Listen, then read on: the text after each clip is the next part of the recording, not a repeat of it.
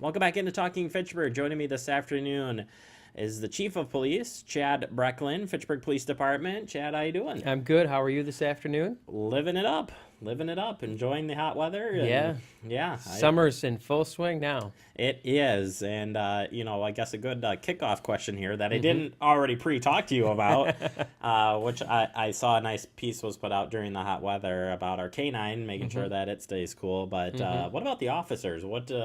Do you guys have do you talk a little bit about going into the weekends or when you do have these hot stretches? Because you guys are wearing a lot of stuff. Yeah, obviously when you pile on a black uniform with, polyester blend in it, and 30 pounds roughly worth of gear between your duty belt, the equipment on the belt, and then the ballistic vest that we wear, plus the fact that a ballistic vest isn't exactly breathable, to say the least, and in fact it's really going to trap more body heat than your body typically would retain. So we do obviously ask our staff or remind our staff that when it is hot, try to find regular time to get out of the heat if at all possible, get plenty of fluids. If we have a longer incident that might be going on, maybe we need to rotate people out and those sorts of things more quicker than we typically would otherwise. So obviously, not only does the heat pose problems for those of us just out in the community, it does pose special problems for all first responders and, construction workers and really anybody who works outside in the heat. So, much like anybody else, it's necessary for us to use precautions and be smart. Well, and on top of it, I think all of the officers too are watching, as they're coming by. If you see somebody sitting outside that doesn't look like they've been hiding, I'm sure they've stopped and checked in on that too. So, and I think just generally speaking, much like the rest of society, police officers are more aware of the need to be hydrated. And most days, a lot of our staff has a bottle of water, a water bottle with them as they're out and about, or in the office doing work in there. People just tend to stay more hydrated and more aware that water is probably the preferred drink anymore. Yeah, well, you think their office is they're working out of two offices that really, and it can keep them busy, so having the water with them is good. Yeah. And of course, the sugar high from a donut can't hurt, can it? Oh boy, we're not going down that path. So we had a couple of things this past month that you guys took part in. One was your annual awards. That you do. Just talk a little bit about what that entails. Yeah, so for the last quite a few years, we actually have an annual ceremony that's held typically in the spring, where we recognize folks who have performed at an exceptional level on particular situations or cases or projects or things like that. We had several folks who were nominated, and obviously, actually, I think there were somewhere near 20 folks that were nominated for an award through the course of 2017. I think we had a total of roughly 5 or 6 officers who ultimately received an award for an incident or incidents that they have been involved in. That might be a life-saving situation. It might be a critical incident where they performed at an exceptional level, those sorts of things. The other thing that we've been doing in those ceremonies is also recognizing our new officers in the way of having them complete an oath of office, an oath of honor with Judge Hamdi. He reads the oath of honor for them, and then they're able to come up to the front with a family member or somebody else important to them and have a formal ceremonial badge pinning to kind of welcome them into the police department.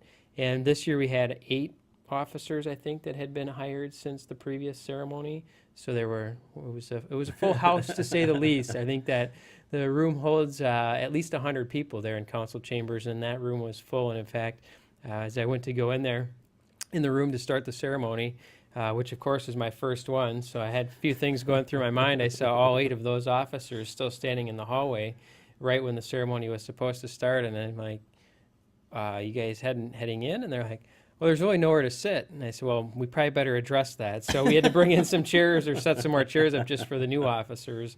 And it was good to have such a great turnout. And it's a nice event.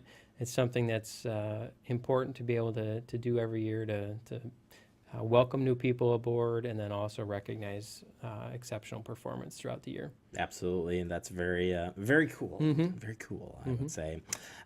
So we of those new officers, continue seeing those come out of training Yes. and moving on to the next part.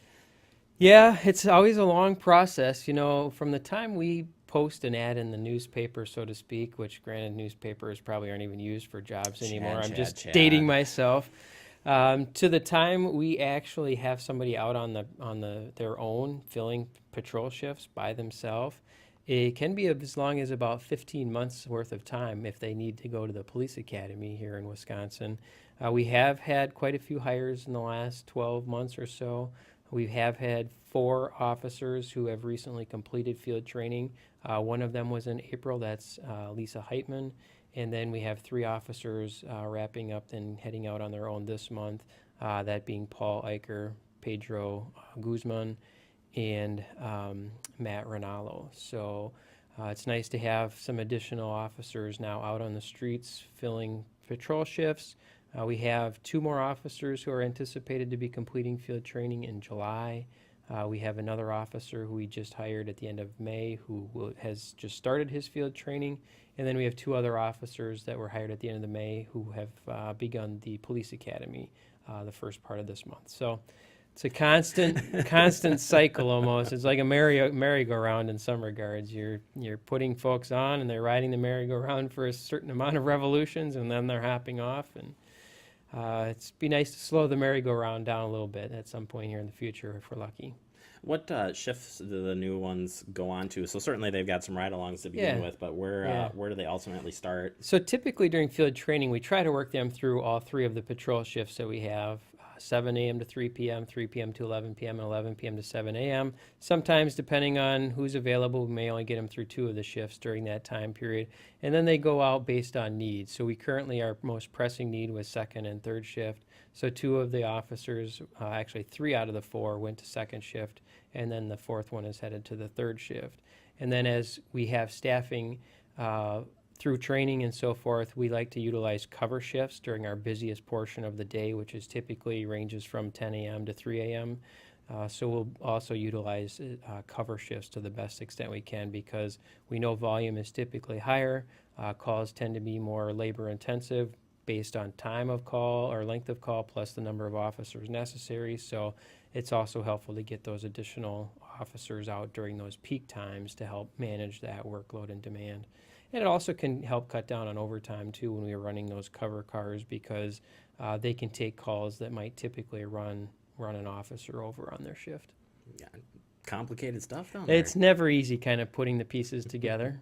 But it works day to day, right? It does work. The city is served well. Fantastic. Well, I wish we had more time, but we'll save it for next month. And stay cool. Tell everybody to stay cool, and we'll catch up soon. Sounds good. Thank you. All right. There you go. That's your Chief of Police, Chad Brecklin. We'll see him back here next month. We'll take a quick break. You are watching Talking Fitchburg.